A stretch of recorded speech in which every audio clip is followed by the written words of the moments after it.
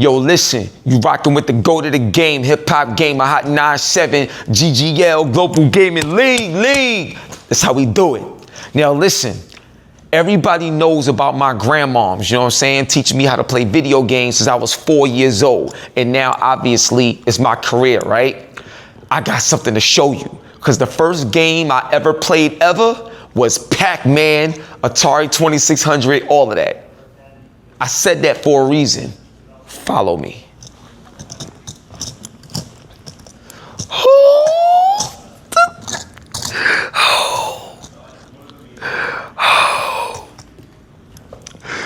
Do you see this? Do you see it?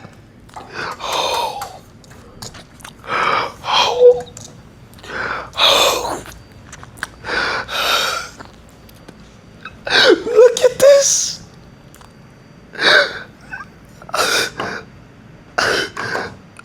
I touched it.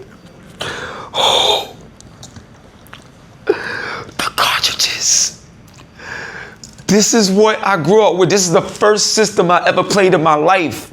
My grandmother taught me this. Look at how clear it looked. This is amazing. I need it now. Look at this. But there's somebody that you gotta see. Thank you, man. Bring it in. Thank you so much. Yo, listen. Wait, the last time I saw you, was it at Summer Games Fest? Summer Games Fest, right? Yeah, all right, so last time I saw you at Summer Games Fest. Why? Like, what are we doing, bro? Talk to me, sir. This is awesome, man. This is Atari and, and Bandai Namco getting together and going like, let's have some fun. Yo. So we've got the OG hardware. We've been bringing it back for the past 3 years. And we've been in discussions with Bandai Namco, and, it's not, you got the Pac-Man hardware, which looks amazing with like the joysticks and all the ghost colors. But what's really cool is, you got Dig Dug, Galaga, Xevious, Pac-Man. And, Galaga's like huge. You said Galaga? Dig Dug? Oh my gosh, man. This is crazy. In cartridge form. The cartridge form, OG, man. So, yo. And the original Pac-Man didn't. Look at this. I don't know if you remember the original Pac-Man. You had it growing up. Of course, yeah. It looked like the arcade game. Oh, no. Because the arcade game, we actually, so fun fact, so I grew up in East New York, Brooklyn. So right across the street from my house was a laundromat. And in the laundromat, you had Miss Pac-Man, but the arcade version. Very different. Even down to the sound and the pellets. Everything was better than, obviously, the home system. You know what I'm saying? So, but I remember them distinctly. But so seeing this, wow. We worked with a home developer, Bob DiCrescenzo. We're doing a lot of work with him, and he basically went in and made a 7800 version that mimics the arcade incredibly well. So it ships with the original one that was kind of like wider and brown, and the sounds weren't quite right. Yeah. But some people really love it because that's what they play. Yeah, that's the classic what you grew up on. Then you look at this. That's the arcade game. This look crazy, son. Totally nailed it. Yo. Amazing. Let me give y'all a lesson, right? Especially because we're in 2025. Before you was able to download your video games, before you had the disc and all this other stuff, we had to do this. We had to go, if something was wrong, and try to blow it. This is the cartridge.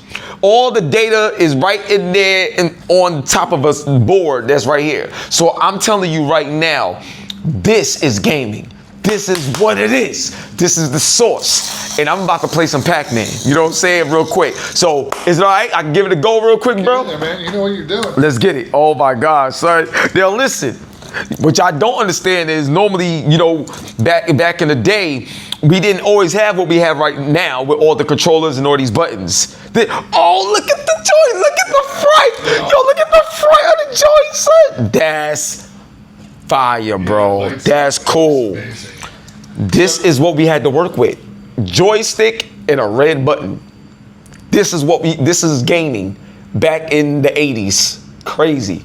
Yeah, but this time it's wireless, right? So it's got this little dongle. Right. And it's wireless, so you can sit. Oh my gosh. TV, you don't have to sit right in front of it. Facts. And the mouse, the joysticks all have the different ghosts on the top of it. It's really cute. That's fire. Yeah, all the, Pinky and everything, Pinky and Binky and all types of stuff. Yo, this is crazy. All right. Yeah, go ahead and set up 3 lives, 1 play. All right, cool, bet. It might take a second to get used to the joystick. Yeah. Well, I need some sound. Oh, yeah, I gotta turn the sound up, man. Yeah. Hold on. Hold up. Oh my gosh. Oh. Oh shoot! Yo!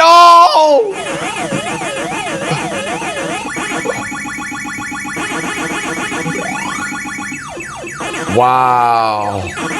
Wow.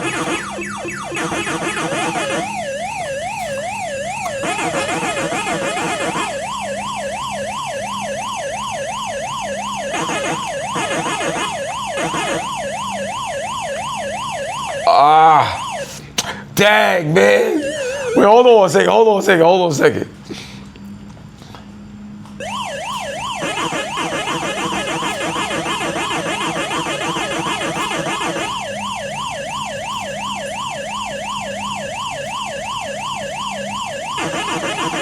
Oh my God, yo, I haven't played in a minute, especially with this. Like, you know what I'm saying? Oh my gosh.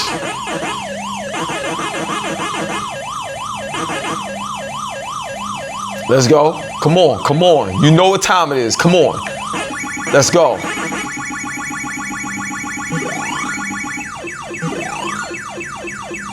Ah.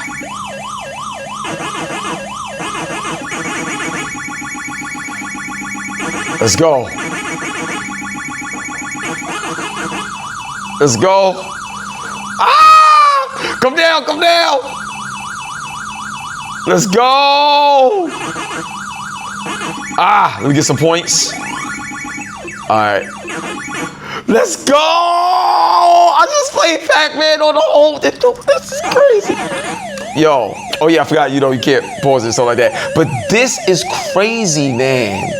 Oh my gosh. When does this go on sale? Like So this one? You can pre-order it now. It ships. It ships at the end of October. Although we've sold so many pre-orders that people who pre-order now probably won't get it till November. Oh my God. I need this one, bro. I need this one. Well, you know somebody at Atari might. Oh yeah, Nah, of course. I know everybody, man. Come on, man. This is me. Well, Yo. it's in your hands, but yeah, they're.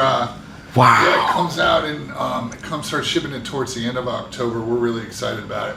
It's going to be on the floor at. We had it at San Diego Comic-Con. We're going to have it on the floor at Gamescom next week. Oh, nice. 50,000 people see it.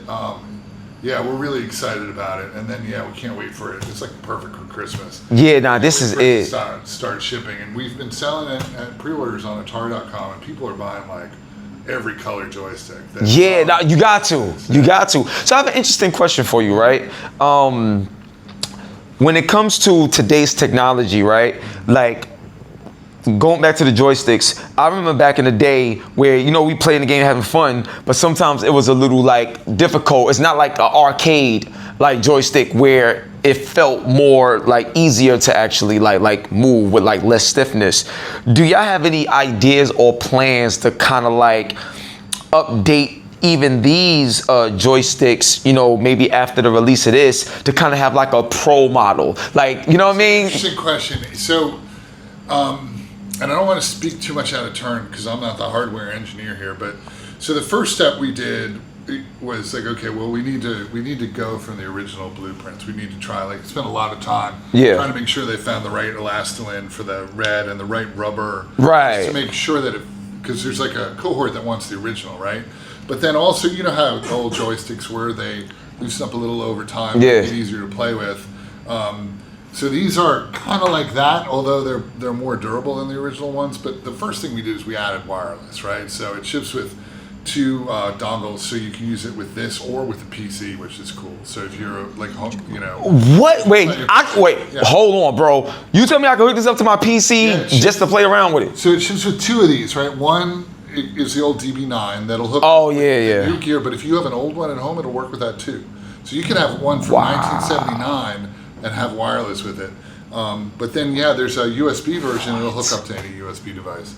Because now you got me thinking about like making like viral videos where I'm like, imagine I'm using this in Elden Ring and I'm running around like this and I just hit this button to attack. And that's all I can do. I can't do nothing else. I can't get power-ups. All I can do is run around and hit attack. Yeah, you know how crazy that would be? Speed run, like. Yeah. Yeah, so, but you're right, like I think one of the things the hardware team is doing is focusing on making sure we get out a lot of different types of controllers. So you have the paddles, we have those. Oh, okay. We have these. We have the 2-button, like early gamepad that came out with the 7800. So you can play the 7800 games. I think they're looking at maybe, there's a bunch of things. We got to get the trackball done. We got to. That's what I'm saying. Done. So I think they'll probably do a lot of those originals. But the idea of doing like a pro version of the joystick, because like the one we did for the VCS actually had a second button, which was a trigger. So you can go up and then in front, and then the 400 Mini has one where each of these areas on the joystick is a button. So wow, that's fire! Yeah. The first step was just to like make sure that we could cover all the 2600 and 7800 cards. Yeah. Because this will work with all the new carts we make, every cartridge that was made. Since the 70s. So that was the focus first. But yeah, I think like that's where we're gonna put some of our energy into different form factors and ways to like work with controllers. Yeah. And the other thing is like more partnerships like this with Bandai Namco where we can bring out some of the, like we could republish all our own games, right? Which we've been doing, but a lot of people grew up playing Galaga and Pac-Man, and they want those games to come back. And I think a lot of our partners have seen the success we've had with the 2600 Plus and the new hardware, and the fact that people still want to play with. They love playing with cartridges, right? Yeah. So now, like, we're having great conversations with companies about bringing back stuff. And then I don't know if you saw it I think we had it at Midwest Gaming, but we created a cartridge version of the game Tiger Heli. Correct me if I'm wrong, but did y'all do anything with limited run games? The limited run did a version of it too. Okay. Not the same. I was looking at that yesterday. Gotcha. All right, cool. I'm picking that up. Cool. That's what I'm saying. 'Cause I love limited run as well, so that's why I thought. Okay, but go ahead, bro. Go ahead. Yeah, we do a lot with them. So that was a game that wasn't even on the 2600, but we worked with a developer and PlayOn to create a version of it. So, like, we can kind of do anything now. There's so many developers who can not only bring back games that you used to play, but there are a bunch of games that were never on this system that we're slowly porting. Yeah. So it's a lot of fun. There's so much content. Let me tell you something right now. What's so crazy? Because I was literally about to ask him this very question. So just to reiterate it, in my mind, I was like, Sonic wasn't on Atari and stuff like that. What if that was able to be done? Because all you're doing is running around and jumping. So like, that would be crazy. Now, what about Bonk's Adventure from TurboGrafx 16? You know what I'm saying? Keith Courage from TurboGrafx 16. Vigilante 8. You know what I'm saying? Ninja Spirit. I'm up here thinking about all these other things that never existed here, like even Sega Master System. I'm not sure if y'all know, but when you turn your Sega Master System on with no cartridge in it, there was like this maze game that you can play in it without no cartridge in the system. A lot of people didn't know that. So my thing is, to bring back those things, especially we living in a time where, vinyl and all this other old stuff and limited edition physical stuff, people want to like grab onto or hold on to. Come on. And they also, let's face it, so many of us are collectors. Like, have and being able to pull it down and play with it and touch it. So, so really a lot of this is just a question, and a lot of what we're doing now is like, we're open for business, like, people who own these different games. Atari owns a lot of IP. There's a lot of games that we can bring back or bring to this. But as I said, so many other players like Bandai Namco, they're like, oh yeah, this is great. Let's bring our content out. Wow. The folks who own Tiger Heli, like there's a lot of the games. So what's interesting about this was because it plays the 7800 games too, which were more advanced. Yeah. And had more advanced graphics. A lot of those games from the early arcade era straight up through the 90s, man, you can port them to the 7800. So yeah, it's just there's a lot of the retro space. Yeah. One and done. They ship it. All the games are on it. And then that's it. And then that's it, right? Yeah. That's not our, there's a place for that. There's nothing wrong with that, and we do it sometimes too. But this is all about having cartridges, so we can just keep doing this for wow. Yeah. So let me ask you this, and this is more from a business standpoint, right? What's the process, or how can fans like us be supporters of y'all getting more deals and licensing and things of that nature? Like, for example, what's some games that you personally would love to see that's not here right now that you would love to come by, but how can we also help make those things happen? So it's interesting. There's a number of things. It's funny that you bring that up. I mean, first of all, there's this website called Atari Age where all the homebrew developers hang out, and a lot of people who know how to make games and port games. So that is a great place to get in conversations around what games people really want to see, because those are the people who can make it happen at the development level.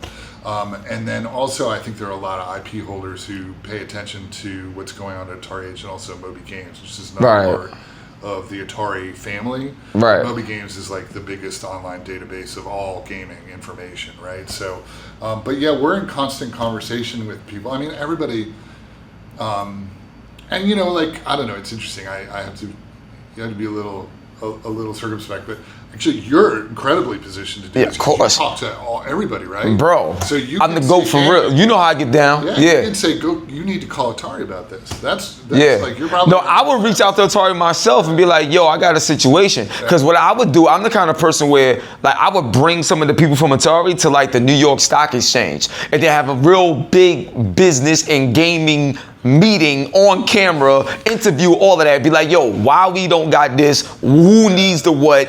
Let me get that person right here, and we need to do it because the fans want it.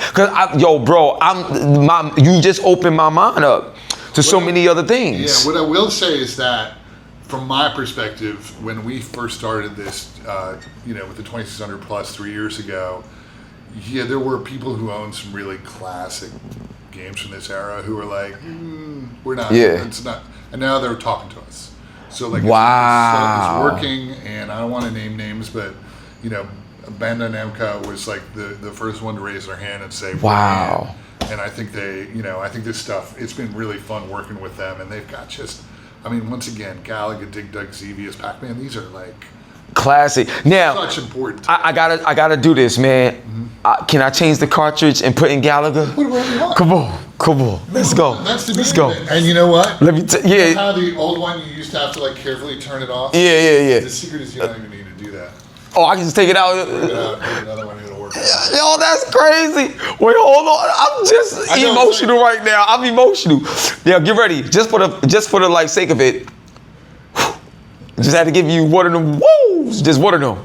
We gonna take out Pac-Man. Yeah, you're gonna do that, and everybody who ever owned one of these is gonna cringe. Oh! No, you did. They're like, why did you take it out without turning it off? And I ain't gonna front. We used to do that too. Like just take it out without turning it off because we wasn't thinking. It's like that. Yo, that's crazy. Pac-Man right there. Now we gonna rock with some galley, son. Hold on a second. Oh my God. I just put the cartridge in. It is loaded the game, son. How do you feel about this? How do you really feel about this, man? It's supposed to happen. Oh my gosh, man. And one of the things too, so you got a button on the back. Okay. If you want to be old school versus where you can change it from CRT old type of stuff? To 16:9, yeah. Wow. Oh my gosh. What really surprised me is that it looked good on this TV too, by the way. Man, it goes out HDMI and you realize the first time you see it, you're like, it's weird. Yo, you hear the music? It's so good. These games, oh my gosh. Wait, hold on. I appreciate the graphics because they were on a CRT that was had lines on it. Now wow, the graphics are solid. Let's go. Hold up.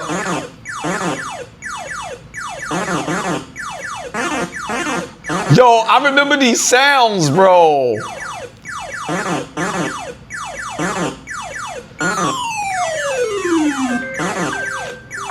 I don't know why people calling me right now. I'm in the middle of business. Oh. All right, hold on. Take care of business, right? Oh man, wait. Let me get back in the zone. Hold up. All right, let's go.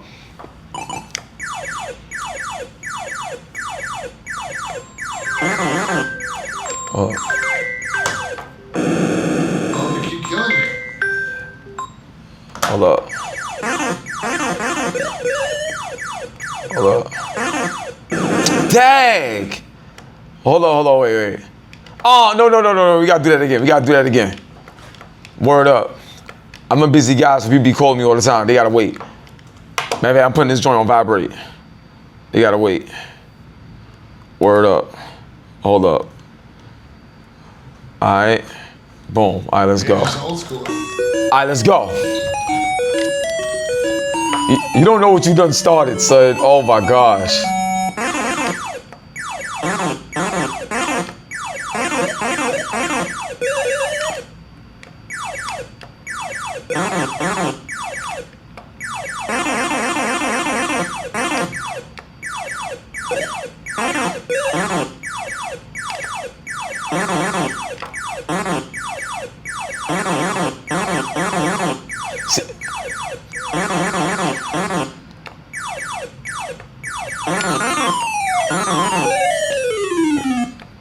Oh, dang, I missed that one. Let's go, baby. It's different over here, bro. What you doing?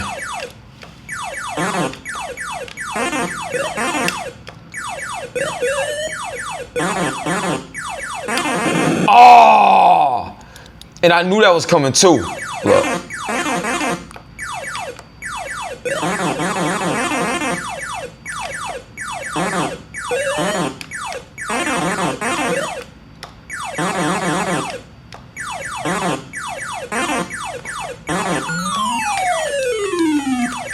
Ah, yo, I tried to maneuver that joint, son. Oh my gosh. Yo, this is it. This is it. Oh wait, my bad. Look, this is it. This is what gaming was like, and I'm still having the same type of fun from the 80s to now. This is what I grew up on. Like, this is what we rock with. Atari, 2600, 52, 78. This is what it is. You know what I'm saying? And there's more to come. The fact that you said that there's games that never even existed on Atari that y'all still working on trying to bring here, I'm telling you right now, man, like, y'all start really getting into that bag, Yeah.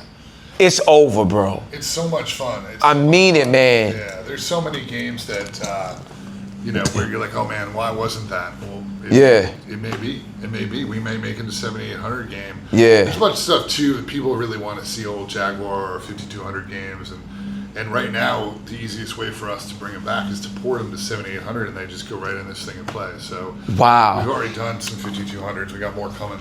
I got something major for you. Yeah. This is the biggest question. I don't even think you've been asked this. So in the culture right now, especially with AI and stuff like that, we're starting to see, like, let's say you'll see like The Last of Us, right? And then they'll do like an 8-bit version of it. Yeah, or they'll show, what does this look like if it was a PlayStation 1 title and it's a PS5 title or something like that. My question to you is, like, have you even thought of having a conversation saying that, you know what if we took one of the biggest blockbuster games like a Ratchet and Clank or something and made it exist in a world before Ratchet and Clank was even thought of or created? But what if we took Ratchet and Clank and gave it like some old Castlevania 8-bit graphics and let it run on Atari? And I think that will open up the market for everything, opportunity. What's your thoughts on that? Can that even happen in this day and age with technology and AI and stuff? Well, so as I said, like the development talent, people never stop developing for the Atari 2600. It's wild. Like for 50 years they've been cranking this stuff out. So there's all these developers. So we talk about these. We often call them like Demakes, which is taking a modern game or a modern film and like bringing it back to 8 or 16 bit. We talk about it all the time, and I think it's a great idea because some games you look at, you can totally imagine it. Yeah, Others man. you can't, but some games you're like, oh man, this would be so awesome. And there's really nothing stopping us from doing that if we own it, and if it's something we don't own, as long as the person who owns it's up for it, then it's an easy conversation, and we're like, oh yeah, wow, we're doing it. We have a lot of really fun partnership conversations going on right now, so I do think you're going to see more of that. Wow. And that's the thing. It's like Atari is a big community, right? Yeah. It's not just us sitting at whatever our Atari HQ is. It's like everybody who grew up with it. So many people who worked at studios that contributed to Atari over the years. There's 50 years worth of community out there. Like, we're totally open for these ideas. Like, just walk in the door and be like, you ought to do this. We take a lot of that stuff seriously. We're always looking to do stuff that's fun like that. I love, Jason, you know Jason. Yeah, of course. One of our lead producers. We were talking about a Demake this morning. I mean, he's bringing out. Wow. So Fatal Run was the very last cartridge game. Fatal Run, yeah. So he's doing. He's the lead producer on Fatal Run 2089, which is a modern take on it, which we've been showing at shows, and it's going to be coming out in the next, hopefully 6 months or so. But this morning we were talking about doing a demake of it, like doing the 7800 version. That would be more based on the new one. It would be so much fun. And once again, there's like developers like Bob who can do it, right? Yeah. You just walk in with the idea and you're like, this is what I'm thinking, and then crack it out. It's really good talent. What I love about what he just said, you know how you got remakes, right? He said a demake. Oh yeah. That right there is it. That is the term. We're going to demake it. You know what I'm saying? Take it back, retro style. There's so many games I can think of right now that I wish existed when I was a kid. Oh, yeah. If we could make that a reality, there is an entire culture. So I'm gonna tell you this, and this is more of a business joint. So if you go to the ESA.com and you see that the average game purchaser is the age 36, between like 36 and 42. You know what I'm saying? So, but why is that? Because we came up with this, but we couldn't buy everything we wanted. We was kids. When we got older, we was able to get whatever we wanted. So there we lit. So we the biggest game purchasers, and this is the era that we come from. Now imagine you take the games that we love now on the PS5 and Xbox Series X and Switch 2 and all this other stuff, PC gaming, and you take those games and demake them to bring it back here. We're in the medium, like we're in the median. You know what I'm saying? When it comes to the people that purchase all these games, now is the time to do it.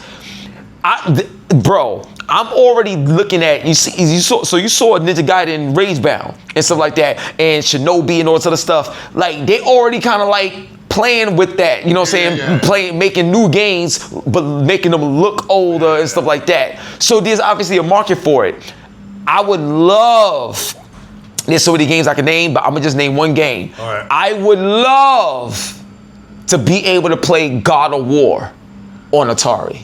Oh, that would be and in this day and age, imagine Lou Kratos with the axe in the blades and like something like that. Yo, son, you got me making sound effects right now. So many. Yo, bro, I'm blown away. So like, like last question, what I would say is like, in this day and age where you see more of the companies going multi-platform, Xbox, been doing it, but we starting to see with PlayStation and stuff like that as well.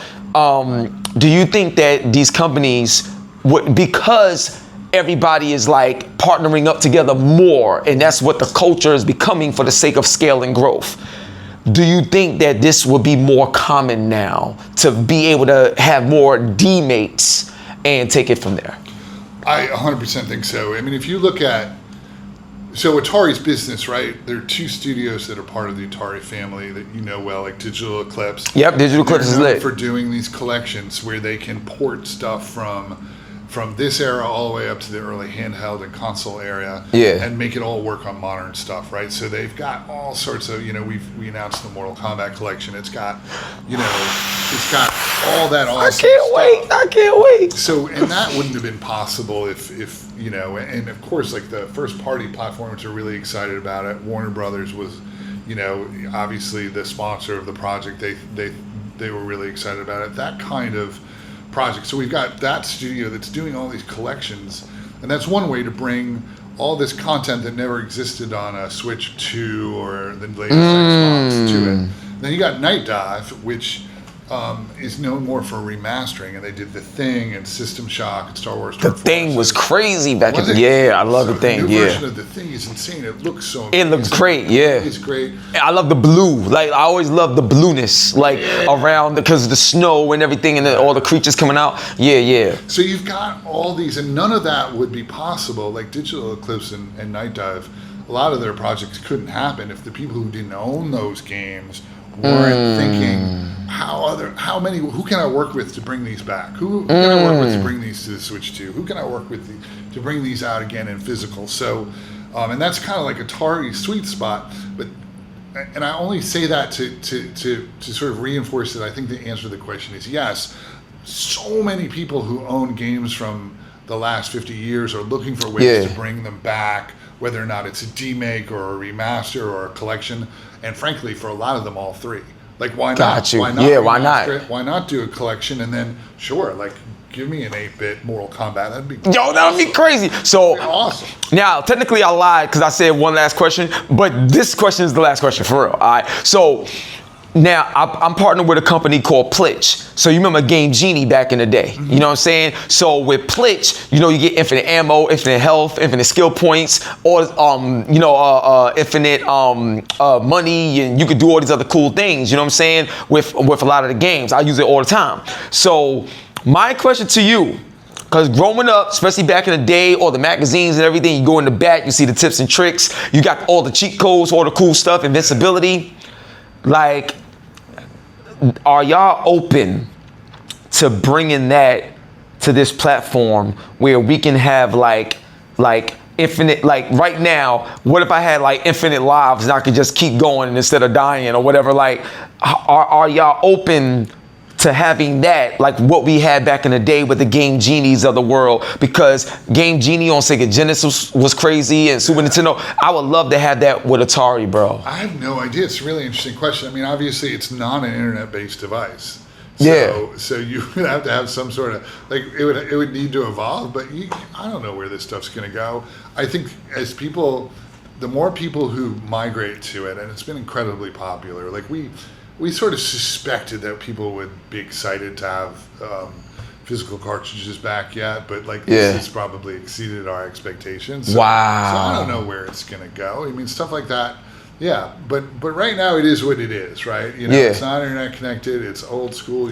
You know, you put in a cartridge, but it goes out HDMI, and like we're still mining that early days stuff. Lord knows where it's going to go. I think ideas like that are really interesting. Yeah, so I have an idea. I'm telling you right now, to my partners at Plitch, I believe that if y'all created a Plitch cartridge that can exist with this in some sort of fashion, where you put the Plitch cartridge in, set the codes you want, take it out, put the other game in that you want, whatever it is, or something like that, and then we can kind of have that Game Genie-like moment, like how we had with Sega Genesis and all these other games, you know, Action Replay Max and Code Breaker and all this other stuff. I love them times, man. I think that'd be so cool. But bro, this is amazing. Like, you can pre-order now, right? Yeah, Atari.com. Pre-order now, Atari.com. No, listen, let me tell you something. As you can see, of course, we did it on Amazon as well. Pre-order this right now. You need to be opening this up for Christmas. This is crazy. Because I'm definitely gonna get mine. Period. Y'all rocking with the GOAT of the game, HipHopGamer. And before we get out of here, I just gotta put the belt on him. You know what I'm saying? Oh, man. Just gotta put the belt on him, because he a big guy. You hear his voice, it's like he done suplex and body slam a few people. You know what I'm saying? He got that voice, you know what I'm saying? So, practicing that. You know what I'm saying? On the count of 3, we gonna say Atari. You ready? All right. Let's get it. 1, 2, 3. Atari on your hot 9-7 every day. That's my word. And we out of here, baby. Peace.